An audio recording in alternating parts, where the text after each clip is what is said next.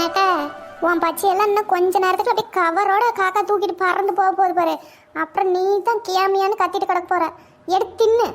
பைப்பில் எப்படி தண்ணி ஊற்றிட்டு இருக்குது, அதை என்ஜாய் பண்ணுறதை விட்டு போட்டு இப்போ தான் பச்சி திங்குறாங்களாம். பச்சி காக்கா தூக்கிச்சா நான் பார்த்துக்கிட்டேன் விடு. சில தொட்டிலாம் பார்த்துருக்குறேன், அப்படியே பாசம் பிடிச்சி போய் அழுக்கு பிடிச்சி போய் இருக்கும். இந்த தொட்டி பாரு எப்படி பெயிண்ட் அடித்து தண்ணி அப்படியே வெளியேற நம்ம மூஞ்சே தெரியுது பாரு. தலை சீவிக்கிடலாம் மாட்டேங்குது, அப்படி கண்ணாடி ஆட்டம் பல பல பலன்னு கழுவி வச்சு தண்ணியும் சுத்தமாக இருக்குது. ஏண்டி இந்த பச்சி நல்லாவா இருக்குது? எந்த கடையில் வாங்கிட்டு வந்தீங்க? உங்கள்கிட்ட மொத்தமாவா பச்சி போடுவாங்க?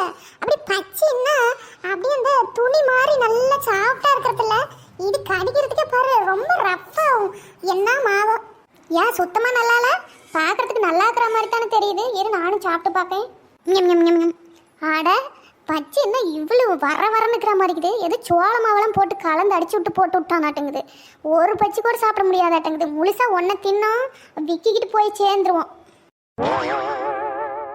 அப்படியாச்சும் நல்லது நடக்குது. நாலு முடி ஜனத்தொகை ஓவர் ஆயிட்டான். அப்படிக்கு இப்படி எதுவும் ஆச்சுன்னு வச்சுக்கோ, அந்த கடைக்காரனை பார்த்து முன்ன போய் நன்றி சொல்லிட்டு வரணும். நேசமாத்தான். நீ வேணுமா எடுத்து தின்னு பாரு. அது என்ன ரவுண்டா வடை இருக்குது, அதையாச்சும் எடு. அது எப்படி இருக்குதுன்னு பார்க்கலாம். முன்ன இதை முழுங்கு, அப்புறமா அதை திம்ப. அப்படியே எல்லாத்தையும் வாரி கட்டிக்கணும். ஆமா, அப்படியே உன் காசுல வாங்கி கொடுத்துட்டு பாரு. பத்மினியாக்கா அவங்க கடலக்காய் புடுங்க வந்தோம்னு வாங்கி கொடுத்தாங்க. நாம கடலக்காய் புடுங்காம இங்க வந்து உக்காந்துக்கிட்டு நல்லா தின்னுட்டு இருக்கிறோம். நீ உன் காசுல வாங்கி கொடுத்தீங்கன்னா அப்படி சொல்லு, அப்ப கேட்டுக்கிறேன். நாங்க தானே வந்தோம். நீ எப்படி வந்து கரெக்டா பலகாரம் திங்கிற டைமுக்கு வந்துவிட்டு உனக்கு வந்து 4 கள்ளச்செடி புடுங்கிறதுக்கு வந்து உனக்கு வலிக்குதுன்னுட்டு அதுக்குள்ளேயே பிரேக் டைம் உனக்கு பச்சை டீ வெள்ளை பூண்டு வெங்காயம் எல்லாம் கேட்குது. ஆமாம் 2 பேரும் சேர்ந்துக்கிட்டு ஒரு வயலெல்லாம் பிடுங்கி போட்டு ஒரு மூட்டை காய ஆஞ்சி வச்சு மூட்டையை தச்சு போட்டுல வந்துக்கிறீங்க. பாவம் போய் பார்த்தா ஒரு உட்டை கூட பிடுங்கல. அந்த அக்கா புலம்பிட்டு கிடக்கு. நீங்கள் நல்லா இங்கே வந்து ஜாலியாக உட்காந்துக்கிட்டு திங்கிறதுக்கு வந்துவிட்டு அவங்க மாங்குன்னு வேலை செஞ்சுருக்கிறாங்க.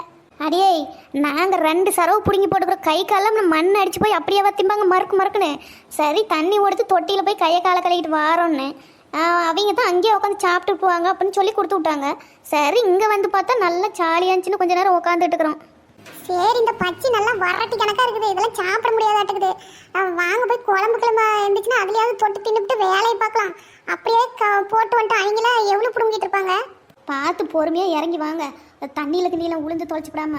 நீ முன்னே இறங்கு, நாங்கள் அதில் வந்து தானே இறங்க முடியும். இந்தாண்ட முள்ளு குத்துலையா உளுந்து முள்ளை குத்திட்டு வர சொல்றியா எங்களை? இந்த இடத்த விட்டு போகிறதுக்கே மனசு வரல. சரி நெட்டவள்ளி, நம்ம இது கடலக்காய் பிடுங்கிட்டு திரும்பி இங்கேயே வரலாம் என்ன? ஒரு 2 மணி நேரம் கழிச்சு. சரி வரலாம். இப்போ போகலாம். அப்புறம் ரொம்ப நேரம் ஆகிப்போச்சு நாம் வந்தோம். என்னத்துக்கு கடந்து தவளையாட்டம் இப்போ நெளிச்சிக்கிட்டு இருக்க? பார்த்து இறங்கு. அப்படியே தலை ஒரு பக்கம் இடுப்பு ஒரு பக்கம் நெட்டுக்கிட்டு இருக்குது. பார்த்து 4 முடி கொஞ்சம் அசந்தினாலும் அப்புறம் முள்ளு குத்துல தான் கிடப்பேன். பார்த்து மெதுவாக நடந்து வா. ஆமாண்டியம்மா, இந்தாண்ட உளுந்தா கூட தண்ணி, அந்தாண்ட உளுந்தா அப்படியே முள்ளெல்லாம் போட்டு குத்தி எடுத்துவிடுவா. அப்பாடி ஒரு வழியாக இறங்கிட்டேன். நீயும் இறங்கி வா உமா. இந்த வாரம் இரு. அப்படியே கையை பிடிச்சிட்டேன். இல்லை பைத்தியக்காரி, பைப்பு மேலே போய் காலை வைப்பியா? வலி கூட்டு சொத்துல உளுந்துருவா. இறங்கி கீழே இந்தாண்ட காலை வை சோத்து மேலே. எட்டி கையை பிடிச்சி அப்படியே குதிச்சிரு. விட்டுறாத 4 முடி. விட்டீங்கன்னா அவளை தான் தண்ணியோட தண்ணியை அடிச்சுட்டு போயிடுவான் வாய்க்காலில். என்னையும் சேர்த்து இழுத்து தள்ளி விட்றாமா. இறங்கு சட்னா. போலாமா? நம்ம வந்தோமா என்னன்னு கூட கண்டுக்காம அவள் பாட்டுக்கு ஜம்ப் ஆகி எங்கே ஓடுனான்னு தெரியல பாரு. ஆளவே காணோம். அங்கே தான் போயிருப்பா. வா வா. என்ன அநியாயத்தை சொல்கிறது? செடிக்கு 10-20 காய் கூட இல்லை. இப்படி இருந்தால் எப்படி காய் சேரும்? நாம் வந்து ஒரு வெள்ளாமல் பண்ணுறதுக்கு இல்லை. எல்லாம் நைட்டுமே தான் எல்லாம் போட்டு அம்புட்டுக்கு போட்டேங்கிறாங்க. நாம் போட்டால் போட்ட காய்ச்சி கூட வர மாட்டேங்குது. இந்த வெள்ளாமைக்கு வேற இன்னும் 10 ஆள் வச்சு பிடுங்கன்னா குறைச்சலே இல்லை. பிடுங்குற காய் பூரா அவங்கிட்டே கொடுத்துட்டு இன்னும் இந்த கையிலேருந்தும் பணம் கொடுக்கணும். என்னக்கா காய் பரவாயில்லையா? செடிக்கு ஏதோ 10-20 காயாச்சும் விட்டுக்குதா? இல்லை அதுவும் இல்லையா? பாரு நீயே தான். இந்த செடிக்கு பாதிக்கு பாதி பிஞ்சு காய். அதுலேயே 2-3 பார்த்தீங்கன்னா முளை போட்டுக்குச்சு. இன்னும் 10 நாள் விடலான்னா எல்லாம் முளைச்சிக்க மாட்டேங்குது. அத்தானே இப்படியே மோசம் பண்ணுறது? பேசாமல் குறையா விட்டுருந்தீங்களா கூட ஆகிருக்கும். ஒரு காயமும் இல்லைன்னா எப்படி அது போட்ட முதலுக்கு கூட ஆகாத? போட்ட முதலுக்கெல்லாம் ஆவாது கீதா. கையிலேருந்து நைட்டம் தான். ஆமாம் உன் கூட வந்தாங்களா அவங்க 2 பேரும் எங்கே போனாலுங்க?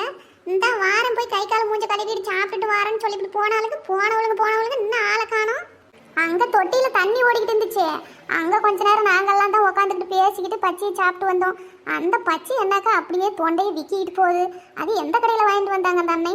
இன்னும் அங்கெல்லாம் வாங்க வேணான்னு சொல்லுங்கள். அந்த பச்சையை சரியில்லை பார்த்துக்கிடுங்க. அவங்க எங்கே தான் அந்தாண்ட என்னத்தையும் வேடிக்கை பார்த்துக்கிட்டு இருந்தாங்க வருவாளுங்க. ஆமாம் நானும் தான் தின்னேன்.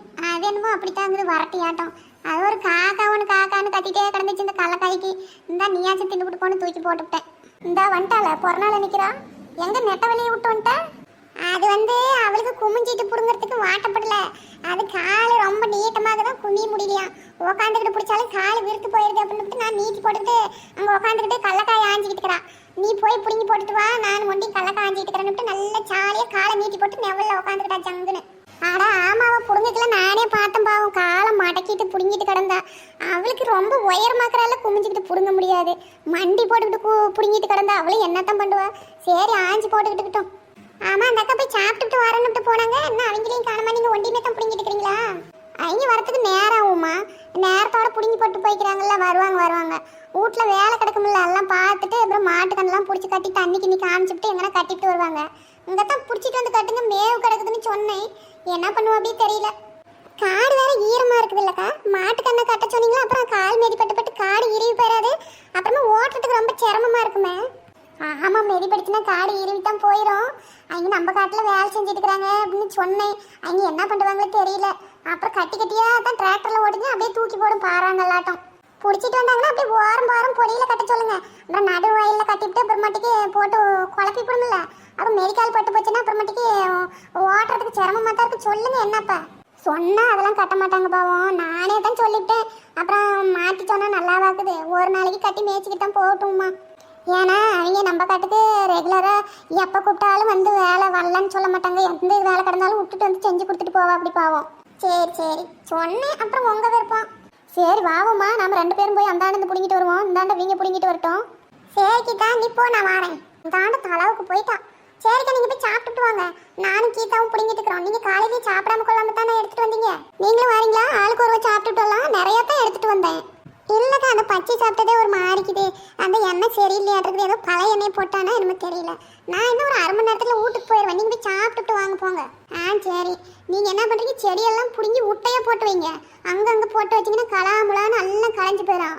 ஒரே இடத்துல கொண்டு போய் அள்ளிக்கிட்டு போய் அங்கே ஆஞ்சு போடுறதுக்கு அப்புறம் வாட்டமாக இருக்கும். அது இல்லாமல் அங்கொண்டு போட்டால் செடி வாடி போயிருமா. அப்புறம் கடலக்காய் ஆயிரத்துக்கு நல்லா இருக்காது. வலுன்னு இழுக்க முடியாது. அதுக்கு தான். சரிக்கா நானும் நெட்டவழியுமே ஒட்டையா தானே போட்டு வச்சிருந்த பாக்கலையா நீங்க? அதைத்தான் அள்ளிட்டு போய் 1000 போய்க்கிறா. அதைத்தான் அள்ளிக்கிட்டு போனாலா? நானும் அதை கவனிக்கல. இல்லை கீதாளுக்கு தெரியாதுல்ல. அவ புடுங்குற இடத்துல அங்கொன்னா கூட போட்டுக்கிட்டு வந்துருவா. நீ சத்துக்கு சொல்லு, ஒட்டையாவே போடுன்னு சொல்லு. அதெல்லாம் நான் பாத்துக்கிறேன். நீங்க போங்க. போகும்போது அதான் அங்க மரத்தடியில் இன்னொரு உட்டை இருக்குது, கையோட அள்ளிட்டு போயிருங்க. நீங்க தான் வெயில கிடந்தா வாடி போயிருன்னு சொல்றீங்கல்ல. போகும்போது கையோட எடுத்துட்டு தான் போயிடுறேன். சரி நீங்க போயிட்டு அப்படியே நெட்டவழிக்கிட்ட அந்த வாட்டர் பாட்டில் இருக்கிற தண்ணி மட்டும் கொடுத்து விடுங்க. சரி உமா கொண்டாட சொல்றேன். கீதா செடியை பிடுங்கி உட்டையா போடுவியாம்மா, தனித்தனியா போட்டுறாத. அப்பதான் காயாம இருக்கும். சரி உமா.